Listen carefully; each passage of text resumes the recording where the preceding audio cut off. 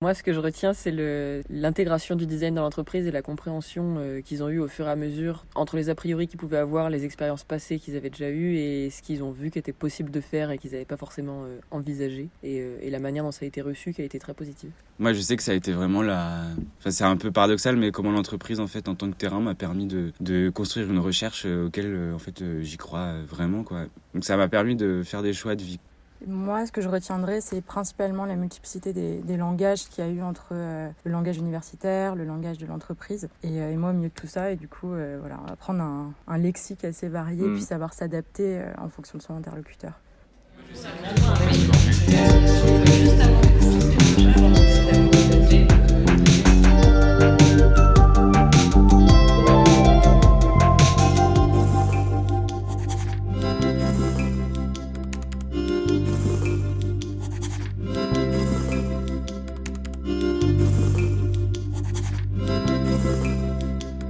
Bienvenue dans le 3e épisode du podcast de l'association Design en Recherche. Cet épisode porte sur la réalisation d'une thèse en entreprise, connue sous le nom de thèse CIFRE, acronyme pour Convention industrielle de formation par la recherche. À l'occasion de la journée d'études Inspire du 17 mai 2022, à laquelle Design en Recherche a participé, Zoé Bonardo, Dorian Runkriller et moi-même, Nawel Zaidi, nous sommes retrouvés pour échanger sur nos expériences individuelles d'une conduite de thèse CIFRE. Le dispositif CIFRE subventionne des entreprises françaises afin d'accueillir un ou une doctorante en collaboration avec un laboratoire de recherche public. Ce financement provient du ministère de l'Enseignement supérieur, de la Recherche et de l'Innovation via l'Association nationale de la recherche et de la technologie. Un merci spécial à la D-Factory, espace géré par la Fabrique de l'innovation de l'Université de Lyon, pour avoir gentiment accepté de nous accueillir dans leurs locaux et nous permettre ainsi d'enregistrer cet épisode dans les meilleures conditions. Bonne écoute!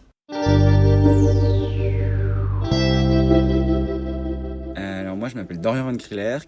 Je viens de soutenir ma thèse il y a un mois, quasi jour pour jour. Et j'ai fait une thèse en sciences du design et sciences de l'information et de la communication, donc en CIFRE, au sein d'un département innovation rattaché à une R&D d'ingénieurs de l'industrie de la métallurgie. Et j'étais rattaché à un laboratoire de design. Moi, c'est Zoé Bonardo. J'ai soutenu ma thèse il y a maintenant quasiment 6 mois en sciences de l'information et de la communication spécialité design, mais j'ai mené ma thèse par le design et l'ergonomie. Et j'étais en CIFRE dans une R&D qui travaille sur l'énergie et j'étais rattachée à 2 labos différents de design et d'ergonomie.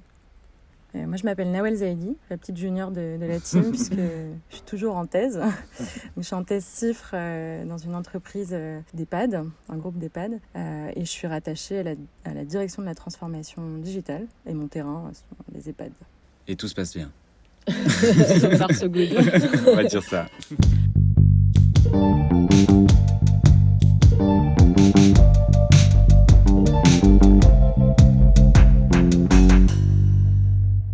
Alors, je vais commencer les questions plus détaillées. Pourquoi vous avez choisi de faire une thèse spécifiquement en entreprise ? Ça a été vraiment l'histoire d'une opportunité. Je suis arrivé avec cette proposition de thèse en entreprise et je me suis dit c'est vrai que j'avais pas du tout envisagé ça parce que j'avais pas de conscience aussi qu'une thèse pouvait se faire directement dans un terrain. Parce que j'avais aussi un manque de compréhension sur la recherche, c'était normal. Et du coup, en fait, ça a été plus un challenge pour moi, un défi. Je me suis dit, ok, c'est vraiment l'histoire d'une immersion et j'y suis allé à fond, mais sans vraiment savoir quels étaient les tenants et les aboutissants d'une recherche en entreprise. Donc, ce qui m'a poussé, c'était moins de savoir où est-ce que j'allais, mais plutôt de pas savoir, quoi. Donc, l'incertitude qui est liée à ce projet. Et je me suis dit, là, c'est une façon d'intégrer aussi un environnement professionnel, mais sans devoir jouer aussi forcément la carte du salarié. J'avais pas le projet d'être dans cette entreprise, j'avais le projet de faire une recherche avec cette entreprise, quoi. Ouais, moi de mon côté, j'étais déjà en entreprise avant de commencer la thèse. Et aussi, je viens d'une formation de design par la pratique. Donc c'est vrai que le monde universitaire, je le connaissais pas encore. Et ça s'est fait un peu naturellement de continuer mon parcours en entreprise. Donc voilà, c'était ça. Et puis aussi garder un ancrage terrain dans le sens où être en entreprise, c'est vraiment aussi être ancré socialement. Enfin, c'est une des façons, en tout cas, d'être ancré sociétalement. Et voilà, je me suis dit que ça pouvait être intéressant d'aller plus loin que ce qu'on peut faire en design en entreprise, grâce à la recherche, mais garder un pied dans l'opérationnel aussi. Bah moi ça m'est un peu à moitié tombé dessus par hasard et à moitié c'était exactement ce qu'il me fallait sans que je sache que ça existait. Parce qu'en fait moi je voulais faire de la recherche et j'avais cette idée en tête mais je m'étais toujours dit dans quelques années. Puisque j'ai fait des études assez longues, puisque j'ai fait des passerelles, je suis allée d'une école à une autre, etc. Donc je m'étais dit, bon là clairement ton CV il manque clairement d'expérience en entreprise. Et j'avais envie au-delà du CV moi d'avoir une expérience en entreprise. Donc j'étais en train de chercher du travail et en fait on m'a envoyé cette offre en disant est-ce que tu voudrais postuler. Et du coup je me suis dit mais en fait c'est parfait parce que je vais pouvoir faire ma thèse tout en ayant cette expérience en entreprise, en étant vraiment avec l'aspect professionnalisant de compréhension de comment fonctionne une entreprise et d'avoir en 3 ans à la fois une recherche académique et à la fois une expérience professionnelle supplémentaire, quoi. Donc l'entre-deux pour moi était vraiment parfait de me dire je continue de nourrir les deux aspects de ce que je voulais avoir. Est-ce que c'était aussi lié à ta pratique, ou enfin toi aussi Nawel? Parce que moi je sais que c'était pas aussi clair que ça. C'est-à-dire que je n'arrivais pas au début à faire le lien entre ma pratique de designer et ce que j'allais pouvoir faire en tant que designer dans l'entreprise. Moi ça m'a quand même poussé à y aller, mais je faisais pas autant le lien quoi entre... Alors si, moi oui, parce que je pense que c'est lié à ma formation, enfin en étant plutôt designer de service. Au contraire, là j'avais la possibilité d'aller dans une entreprise auquel d'ailleurs j'aurais probablement pas eu accès si c'était pas dans le cadre d'une CIFRE. Ça m'a donné une porte d'entrée et un accès que j'aurais pas eu derrière. D'ailleurs c'était une des raisons, c'est que moi je savais d'avance, j'en avais déjà beaucoup discuté avec des gens avant, que faire de la recherche en entreprise permettait d'avoir la possibilité d'avoir accès à des postes à responsabilité dans des grandes entreprises auxquelles j'aurais mis 10 ans à avoir accès si j'étais rentrée par la petite porte. Et du coup, ça me permettait de jumper grâce à la thèse, de me dire potentiellement je vais pouvoir être chef de projet dans une grande entreprise derrière. Et d'ailleurs, comment t'es rentrée dans l'entreprise? Enfin, comment tu l'as monté ton dossier, Zoé, toi aussi, Dorian? Du coup, moi, j'ai répondu à une offre où il y avait déjà, ça avait été un peu défini les axes, la direction dont ils avaient besoin, les problématiques de l'entreprise. Et j'ai répondu avec mon directeur de thèse qui m'a dit, je pense que ça peut t'intéresser, qui était aussi du coup mon directeur de mémoire en master. Il y a eu d'abord la phase de constitution de mon dossier avec une note d'intention, avec tout le travail pour postuler, quoi. Après, une fois arrivé dans l'entreprise, la particularité, c'est que normalement, ils ne prennent en thèse que des gens qui ont fait des masters, des stages de master chez eux. Donc ils m'ont pris 3 mois en CDD pour que j'ai le temps de construire mon dossier pour pouvoir le soumettre à la NRT derrière. Et voilà.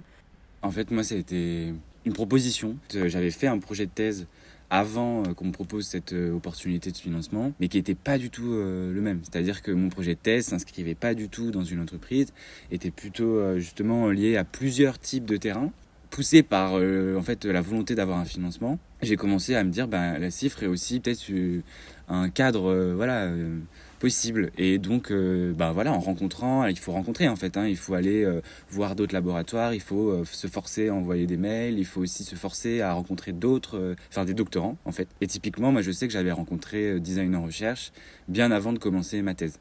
C'était vraiment l'occasion de pouvoir discuter avec eux, de mieux comprendre.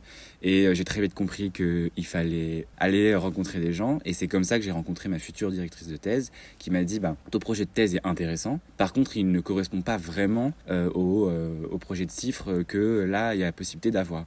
Donc j'ai d'abord rencontré ma directrice de thèse, on a redéfini le projet de thèse, qui ensuite a été soumis à l'entreprise, ce qui a donné lieu à une rencontre avec justement le tuteur industriel ou tutrice industrielle comme on les appelle, pour savoir justement si ça match aussi, parce que c'est aussi des personnes quoi. Donc c'est aussi des rencontres et de savoir si on est sur la même longueur d'onde ou si on n'est pas sur la même longueur d'onde, on est d'accord de pas forcément être d'accord pour l'instant, ce qui est aussi sain.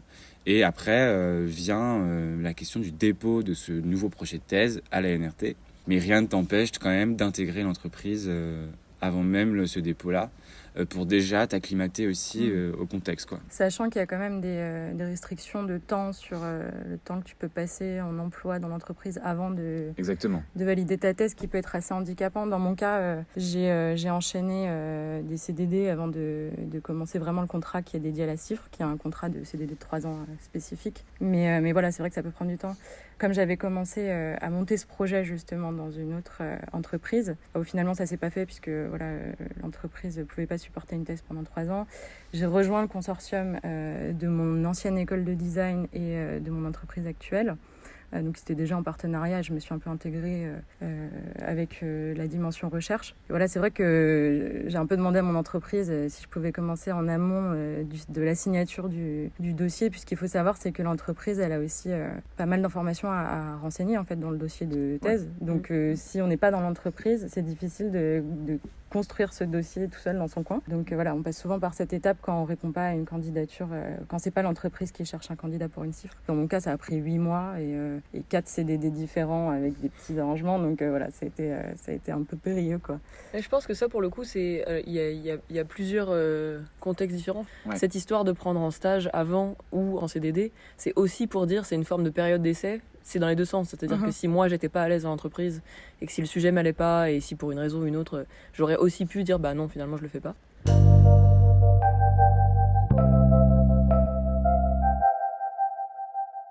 Quand tu es arrivé du coup dans ton entreprise, tu avais déjà un encadrement défini ou est-ce que tu as amené Oui, comme j'ai dit, moi j'ai postulé directement avec mon directeur de thèse parce qu'on se connaissait d'avant et qu'on avait envie de monter le projet ensemble. À l'intérieur de l'entreprise, en fait, ils avaient déjà identifié 2 personnes qui allaient être tuteurs du projet et un deuxième directeur de thèse puisque c'était une thèse en design et en ergonomie. Et donc ce qui était intéressant et que moi je trouve qu'ils ont plutôt bien géré parce qu'il y a quand même, ça fait quand même 4 collaborateurs pendant 3 ans. Ouais. Qui se connaissaient pas forcément à l'origine, du coup les 2 dans l'entreprise se connaissaient, un des 2 de l'entreprise connaissait bien le directeur de recherche en économie, moi je connaissais mon directeur en design, mais voilà, il y avait quand même un travail à faire et donc en fait, avant que j'arrive, ils m'avaient expliqué qu'ils s'étaient rencontrés plusieurs fois pour se mettre d'accord sur des aspects théoriques, sur des aspects humains d'encadrement, sur la manière dont ils comptaient le gérer, tout ça. Au moins, ils savaient d'avance vers où on allait, ce qui était possible de faire ou pas. Est-ce qu'il y avait une dichotomie complète sur la direction au niveau théorique? Parce que si tu te rends compte au bout d'un an qu'en fait, on n'est pas du tout d'accord sur les fondements théoriques, ça va être compliqué, quoi. Donc bon, en vrai, on s'en serait rendu compte au moment où j'ai postulé, je pense. Mais malgré tout, je pense qu'ils ont bien fait de le faire parce que du coup, ils ont été alignés là-dessus et ils ont su gérer par rapport aux capacités de chacun et prendre leur place dans cet encadrement, ce qui est on s'en rend pas compte souvent quand on est doctorant parce qu'on est dedans, mais même pour eux c'est pas facile parce que tu te retrouves avec quelqu'un d'une autre discipline qui potentiellement à chaque réunion qu'on fait ensemble va dire un truc, tu sais jamais si l'autre va être d'accord ou pas. Donc même pour eux je pense que c'est un challenge de gérer autant d'encadrement parce que t'es pas dans une relation privilégiée comme on peut avoir des fois en école doctorale où en fait t'as ton directeur de recherche entre guillemets tout puissant qui te dit un truc, tu dis oui ou non et puis voilà quoi.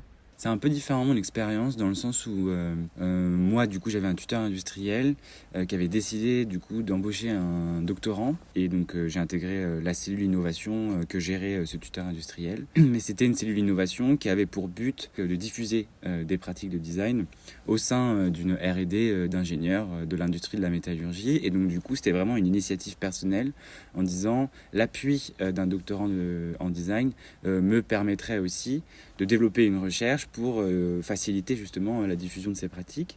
Et donc du coup, le contexte, l'ancrage initial, en fait, il était très localisé. Et en réalité, au-delà de cette cellule innovation, il y avait aussi du coup des enjeux qu'il fallait pouvoir communiquer sur pourquoi je suis là, quel est mon rôle. Et ça, c'est pas forcément évident au début. Par contre, ça crée aussi, avec le tuteur industriel, une vraie complicité. Et moi, j'ai vraiment ressenti une complicité avec mon tuteur industriel, dans le sens où, en fait, on est dans le même bateau.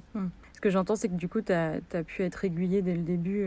Tu avais un référent dans l'entreprise qui t'a un peu aidé à trouver ta place, peut-être aussi. Ouais, tout à fait. C'est une question qui peut revenir sur... on est un doctorant, on a effectivement monté un projet de thèse, on sait avec qui on va travailler. Mais après, pour se faire une place dans l'entreprise et déjà savoir où est-ce qu'on atterrit et qu'est-ce qu'on va faire concrètement au quotidien, surtout quand on ne vient pas de la pratique académique, ça peut être un peu compliqué. Moi, dans mon cas, je suis arrivée, je savais pas du tout ce que j'allais faire, ni avec qui j'allais travailler. Et j'ai été un peu... quelqu'un m'a pris sous son aile. Et puis, j'ai commencé au final sur des sujets assez opérationnels, donc d'innovation, puisque je suis arrivée dans l'entité d'innovation digitale. Et j'ai fait des projets par-ci par-là, donc en lien avec mon objet d'étude, mais pas toujours. Et j'ai un peu pris la main comme ça sur, déjà pour comprendre un petit peu l'organisation de l'entreprise et ce qui s'y faisait.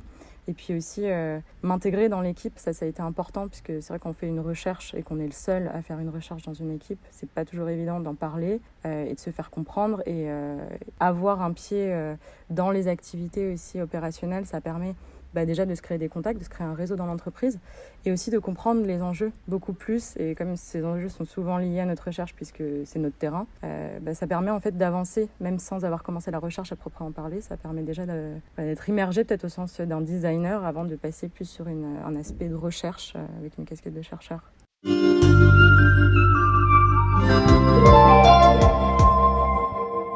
Dans ce que vous disiez, moi, ça me fait penser à plusieurs choses. Mais il y a d'une part ce que je trouve ce qu'on apprend en voyant faire, dans ce que tu disais Dorian de l'accompagnement. Moi, je me suis rendu compte des trucs qui étaient hyper intéressants à apprendre. C'est comment tu fais quand tu as une idée de la recherche que tu veux qui est assez précise, etc. Comment tu fais pour coller aux axes définis par l'entreprise de recherche, utiliser les bons mots-clés, t'insérer dans le bon programme, parce qu'en fait, il y a toujours des trucs qui ont été définis par les DG, par du monde en amont. C'est pas de la triche, mais c'est de la logique de ok, qu'est-ce qu'on dit, comment on le met en œuvre pour que quelqu'un le valide au-dessus. De la tactique. Et ouais, voilà, de la stratégie d'intégration dans l'entreprise, de dire en fait nous on a envie de travailler là-dessus et comment on le met dans le bon moule pour que ce soit validé, financé, accompagné, etc. Une fois que vous avez commencé du coup votre recherche ou votre activité, est-ce qu'à un moment donné il y a un acteur, un objet de l'environnement qui a donné une direction précise à votre recherche, à votre thèse? Au début, j'étais vraiment centré sur les activités de cette cellule innovation, en disant il faut que en fait, je puisse comprendre les enjeux de recherche à travers les activités de cette cellule innovation. Et en fait, je me suis très vite aperçu qu'il y a énormément d'enjeux d'images, énormément d'enjeux de pouvoir aussi qui circulent à travers ce mot innovation en fait, qui est martelé aussi dans les entreprises de façon injonctive et qui ne sert pas forcément justement l'intégration du design.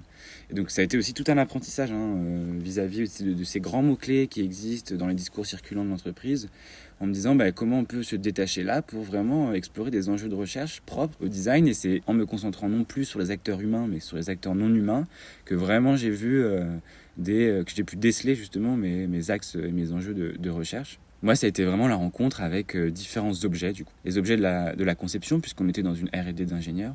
C'est là où vraiment je me suis dit, ok, donc les objets, en fait, influencent et cadrent énormément, structurent énormément la place, en fait, qu'on accorde à la conception enfin, la culture de conception qu'incarnent ces objets-là. Et c'est là où ça a vraiment fait un shift. Mon regard a été renouvelé, en fait, en me concentrant davantage sur ces objets-là, en me disant, en fait, c'est peut-être à cette échelle-là que je peux travailler.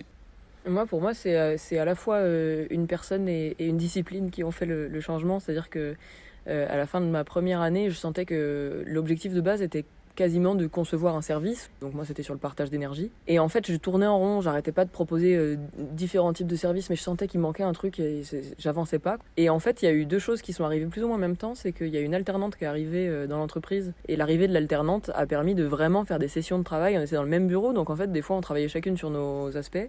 Sauf que tout d'un coup, j'avais une idée, je lui disais, ah mais attends, j'ai pensé à ça, etc. Et ça a vraiment permis d'avoir une discussion nourrie. Donc il y a eu ça, et en fait, en même temps, on a commencé ensemble par travailler sur des services.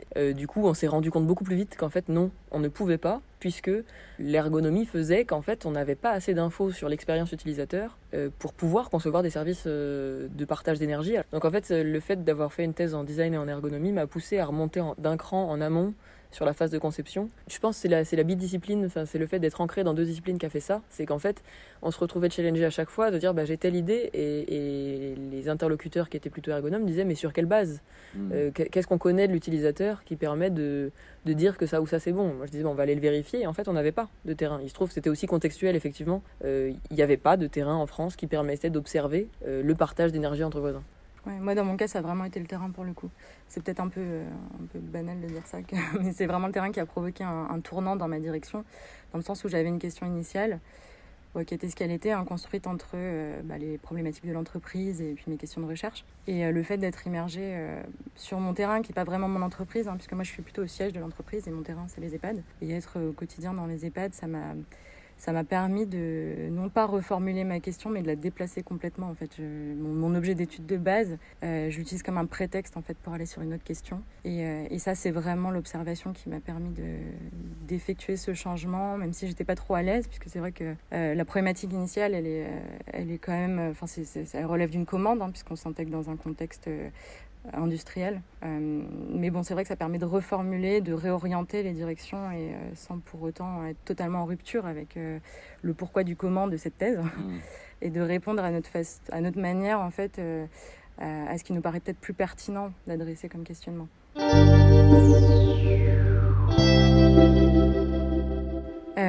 Ça fait une bonne transition pour la question d'après, donc entre les activités justement liées à l'entreprise, peut-être ce qu'on fait au quotidien, l'opérationnel, et les activités qui sont spécifiquement liées à la recherche, donc plus théorique et peut-être avec plus de recul. Comment vous avez réussi à gérer un petit peu j'ai envie de dire un gros mot, mais cette dichotomie peut-être qui s'opère entre ces activités. Est-ce que ça a été le cas pour vous ? Et quels outils vous avez mis en place pour justement mieux gérer ces deux temporalités, ces deux activités ?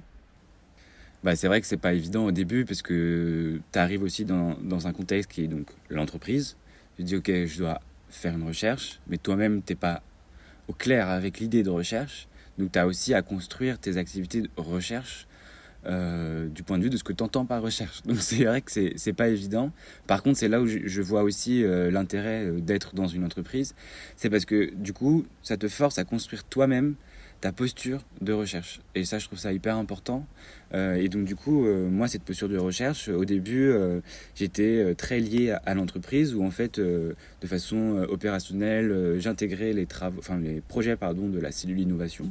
Mais aussi pour me mettre à l'aise, finalement, avec l'environnement dans lequel j'étais et avec lequel je devais faire recherche. Et c'est là où, en fait, des pistes, a priori, que je considérais comme des pistes de recherche, ont émergé.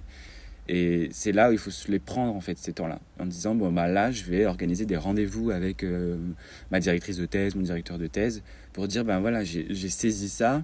Est-ce qu'on peut pas essayer de tirer un fil théorique, de voir est-ce que il n'y a pas en fait des travaux qui existent déjà sur ce thème-là, et de fait qu'est-ce que mon observation peut apporter en plus, ou décale le regard, de quelle manière. Après, en termes d'outils ou de méthodes, tout au long de la thèse, ça a été j'ai appelé ça des points de thèse, mais avec moi-même en fait, comme une discussion en fait, et ensuite je me forçais à les réarticuler avec les autres points de thèse. Donc il y avait ça, il y avait aussi les plans de thèse, où en fait dès le début je me suis forcé à dire si j'essaye de structurer un plan de thèse, qu'est-ce que ça donne ? Au début ça donne 3 lignes, et puis en fait petit à petit ça se grossit jusqu'à arriver quand elle est dans la fin de la 2e année, un plan de thèse qui fait 20 pages en fait, et qui permet de saisir comment ça t'a affecté. Parce que ça, c'est un truc que moi j'ai mis du temps à assumer, parce que en fait toi t'arrives avec une certaine culture aussi, une certaine posture, en disant oui, je suis designer, je viens ici pour faire de la recherche, donc on t'assigne en fait aussi ça. Et donc du coup, comment déconstruire ça pour reconstruire ta propre posture. Oui, c'est vrai que t'as dit plein de trucs qui me font penser à plein d'aspects différents, mais déjà la première grosse différence, c'est que moi, mon entreprise n'était pas mon terrain. Mon terrain, ça a été ce que j'ai construit, j'ai dû aller le chercher. D'ailleurs, ça a été une question longtemps.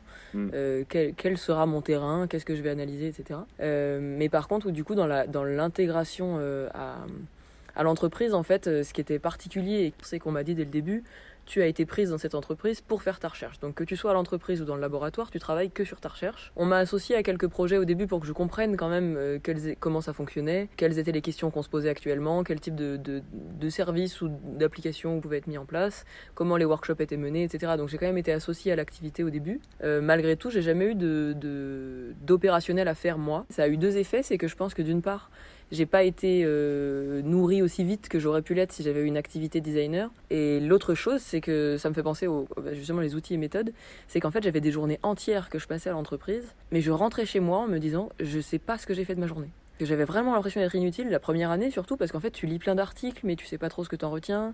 Et du coup ce que j'ai fait assez vite, c'est que j'ai tenu un carnet de bord tous les jours où j'avais 2 couleurs qui étaient une couleur de factuellement qu'est-ce que j'ai fait et comment je me suis sentie. Parce qu'en fait ça jouait, c'est-à-dire que ça me permettait de prendre du recul, et je réutilisais beaucoup ce carnet justement pour tous les comités de suivi, les moments de réunion, et du coup ce carnet me permettait à chaque comité de suivi chaque année, ou quand je préparais mes présentations, de revenir et de me dire ah oui c'est vrai, j'avais été voir tel article, ah oui c'est vrai, j'avais vu tel truc, ah oui c'est vrai, j'avais passé une semaine à me poser une question sur tel truc mais en fait je l'ai mis de côté, et ça permettait de reconstruire un fil a posteriori pour mieux comprendre comment j'en étais arrivé là en fait. Et le deuxième aspect sur lequel je voulais répondre, c'est sur la répartition du temps.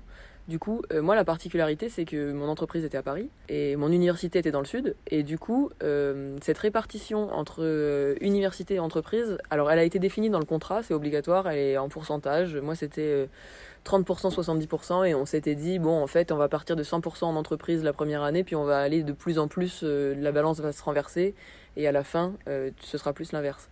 Malgré tout, ça demande quand même un travail des directeurs de recherche à chaque réunion, de toujours redire attention, il y a besoin de passer du temps à faire de la recherche, mais en tout cas effectivement, et souvent en fait justement le fait d'être 100% sur ma thèse faisait que ma hiérarchie dans l'entreprise comprenait pas, me disait mais de toute façon tu travailles sur ta thèse.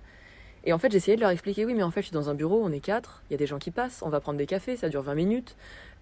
Potentiellement, à 14h, on a une réunion. Alors ça, c'était vraiment top. Ils m'ont intégré pleinement à l'entreprise. Donc, je faisais partie des réunions de groupe, des réunions d'équipe, des présentations obligatoires pour tout le monde. Donc, j'étais pleinement dans l'équipe. Mais du coup, ça te coupe la journée. Et en fait, quand tu as des journées recherche où tu dois lire des articles et écrire, moi, j'ai besoin de m'enfermer chez moi et de ne rien faire d'autre et de ne parler à personne. Et rien que le fait d'être physiquement dans l'entreprise me ralentissait énormément parce que du coup, j'avais toujours envie de faire autre chose que... Au début, quand on n'arrive pas à faire de la recherche, c'est vite fait d'aller faire autre chose, quoi. Et du coup, ça, c'était compliqué à expliquer que spatialement, j'avais besoin de ne pas être là. Et même dans mon esprit, que quand j'étais dans l'entreprise, je m'auto-inhibais parce que je regardais ma thèse avec un point de vue de l'entreprise. Et du coup, je m'empêchais de faire un pas de côté, je m'empêchais de regarder la problématique autrement. C'est intéressant de voir à quel point la spatialité impacte sur le contenu de ce que tu peux faire dans une journée. Ça a été ton cas aussi c'est ton cas moi, du coup, oui, c'est vrai que j'y suis encore. Moi, comme j'ai commencé avant la thèse à faire de l'opérationnel, j'y suis restée en fait au début de la thèse. Et je peux te dire de manière totalement transparente que j'ai peut-être passé un an et demi à vraiment pas faire de recherche en me disant j'en faisais un peu, mais en fait j'en faisais pas du tout avec du recul. Et du coup, moi, ça s'est un peu révélé au bout d'un moment où il a fallu que j'avance. Donc, j'ai pas cette expérience d'avoir vraiment essayé de lire plein de choses pendant la première année parce qu'en fait, j'étais tellement opérationnelle que j'avais pas du tout le temps de faire de la recherche. On a mis en place les réunions de thèse. Donc, avec tous les encadrants, on est 5. Enfin, j'ai 5 encadrants, j'ai 3 directeurs de thèse et 2 tuteurs industriels. Et avec une régularité à peu près tous les 2 mois. Et ça a été le moment aussi de faire remonter un peu ça. Et moi, il s'est opéré un shift où... je leur ai dit, voilà, en fin 2021 à l'époque, j'arrête toutes les activités opérationnelles qui n'ont pas de lien avec ma thèse et je passe vraiment sur ma thèse. Et en fait, ce qui a provoqué un retournement, alors j'étais principalement en télétravail après et je faisais que ma thèse, que de la recherche. Et là, j'avais plus d'ancrage dans l'entreprise et là, j'en reviens petit à petit et j'essaye de retrouver un équilibre, mais pour l'instant, j'ai pas encore trouvé quelque chose qui me permette d'être à 100% sur ma recherche, mais en même temps sur mon terrain et dans l'entreprise.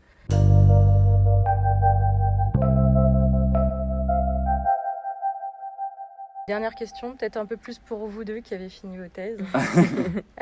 En quoi l'entreprise a pu nourrir votre thèse avec du recul et réciproquement, en quoi votre thèse a pu nourrir votre entreprise aussi? Mais peut-être que tu peux déjà essayer de répondre à cette question en disant, à ce stade-là, comment tu répondrais à cette question ?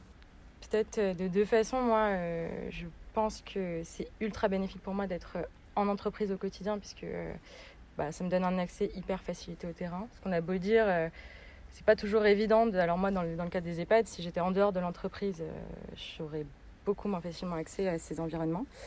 Et là, le fait de prendre ma casquette de salarié et d'appartenance à ce groupe, je peux y aller un peu quand je veux et avoir beaucoup plus de données en fait tout simplement. Donc ça c'est le premier aspect. Et puis faire partie de l'entreprise et de faire de la recherche dans l'entreprise, ça permet de faire bouger les choses en société à partir de l'entreprise. Donc ça, j'ai pas de recul encore dessus et pas non plus une ambition disproportionnée par rapport à cette micro-thèse dans ce macro-environnement, mais je me dis que peut-être l'innovation, la recherche, le changement, elle peut aussi venir de l'entreprise, donc c'est ma façon d'aborder les choses. Pour moi, très clairement, il y a des aspects très pragmatiques, c'est-à-dire qu'un truc que j'ai réalisé très vite en arrivant, il y a toute la connaissance, pour avoir fait une thèse, c'était la particularité de mon arrivée, c'est que je devais apprendre à vivre en entreprise, apprendre ce que c'est que l'ergonomie et apprendre le domaine de l'énergie qui, moi, pour le coup, m'était complètement inconnu. Et en fait, l'énorme avantage, c'est que j'avais accès à un nombre d'experts sur différents sujets sur le domaine de l'énergie qui était facilité et qui était incroyable. Et pour le coup, potentiellement, dans les gens les meilleurs de France sur leur sujet. Et sur l'aspect économique, sur l'aspect ingénierie, sur l'aspect socio, de pouvoir avoir accès à toutes ces informations et de pas de le spatialiser, mais de l'incarner en tout cas, de voir comment ça se transforme, quel type de projets sont mis en œuvre dans l'entreprise. Le fait d'être dans l'entreprise m'a permis de pousser beaucoup plus loin la question, d'arriver à être, en tout cas j'espère, un peu plus subtil sur la manière de comprendre les impacts qu'a l'énergie sur la vie des gens. Tout ça, sans avoir été dans l'entreprise, je ne sais pas comment j'aurais pu avoir accès à autant d'informations et de compréhension du sujet. Et à l'inverse, moi, ce que j'ai pu leur apporter est plus de c'est un peu comme tu disais, c'est très micro, c'est-à-dire une proposition de si on fait de la recherche en design et qu'elle doit servir l'entreprise, qu'est-ce que ça peut être. Donc moi j'ai fait une proposition qui en l'occurrence était un outil de simulation qui a quand même été, on a fait un dépôt de savoir-faire, donc ça veut dire qu'il y a quand même eu un intérêt de dire on pourra potentiellement réutiliser ça dans des projets. Donc il y a quand même eu une graine, disons, de voilà ce que le design peut proposer. Il se trouve que ça vient d'un projet de recherche. Il se trouve que ça a apporté telle et telle réflexion sur la méthode en entreprise, sur quels outils on a à notre corde pour créer des projets, quoi.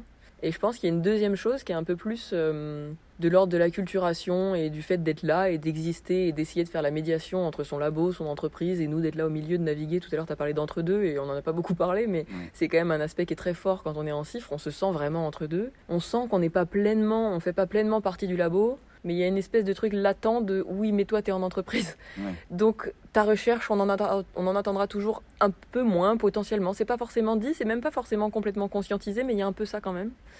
Et inversement, en entreprise, t'es pas vraiment opérationnel, t'es pas vraiment compétent de la même manière que les autres, t'es un peu flottant au-dessus, tu te rends pas compte des problématiques de la même manière. Donc, on est vraiment dans cet entre-deux. Et puis d'incompréhension de la culture de l'un et de l'autre, c'est-à-dire qu'il y a une immédiateté en entreprise, quand bien même tu es dans une R&D, on est quand même dans un besoin de rentabilité à un moment donné, alors que quand on est dans un laboratoire, on est dans de la recherche fondamentale, on prend le temps de faire les choses, et donc en fait, en termes de culture, de manière de faire, de temporalité, etc., il y a aussi la culturation des deux côtés, ce qui se fait pour le coup plus à la machine à café qu'ailleurs, quoi. C'est vraiment juste, on est là, et donc on est témoin d'une forme de pensée de ce que c'est que la recherche. Moi, dans mon cas, j'ai l'impression qu'il y a eu une adaptation des deux côtés. Parce que moi, ça se cristallise en réunion de thèse, où tout le monde discute. Au début, ça se parlait pas trop, j'ai l'impression. Et puis, au fur et à mesure, il s'est créé quand même quelque chose. Et j'ai l'impression qu'il y a une forte adaptation de l'entreprise aussi, en tout cas des interlocuteurs, au monde de la recherche. En tout cas, une ouverture d'esprit que j'aurais pas pensé au début. Moi, je me suis dit, ok, je vais faire une thèse dans une entreprise pour laquelle je ne suis pas forcément d'accord avec ces enjeux. Nourrir les actionnaires, moi, ça nourrit pas ma thèse, quoi. C'était difficile pour savoir j'apporte quoi à l'entreprise, puisque en fait, sa mission principale est de nourrir ses actionnaires. Et c'est ça qui a été hyper compliqué pour moi de comprendre, que justement, ce que je retire.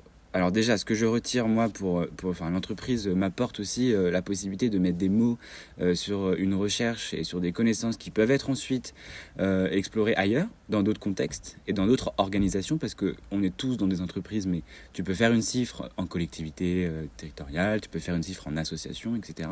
Et il y a peut-être des enjeux de recherche qui se croisent, et c'est là où c'est le plus intéressant, c'est quand tu réarticules ensuite. D'où l'importance de dire que la thèse n'est qu'un début, puisque justement la recherche se poursuit après. Par contre, qu'est-ce que moi j'apporte à l'entreprise ? Moi, ça a été dur de comprendre.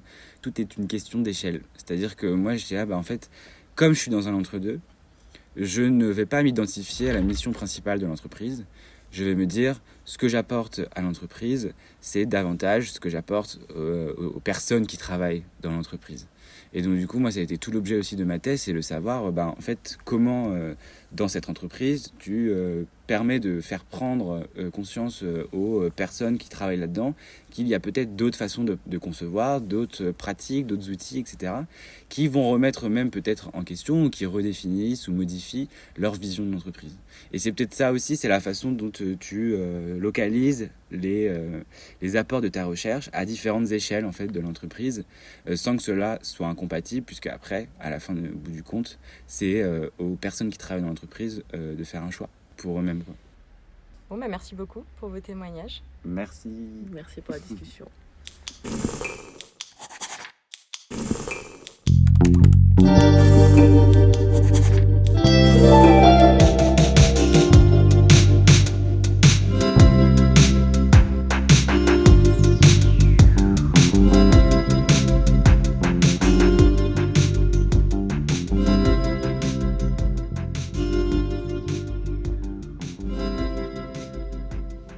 Le podcast de Design en Recherche est une initiative de l'association éponyme, conçue et produite par les doctorants, doctorantes, jeunes chercheuses et chercheurs en design.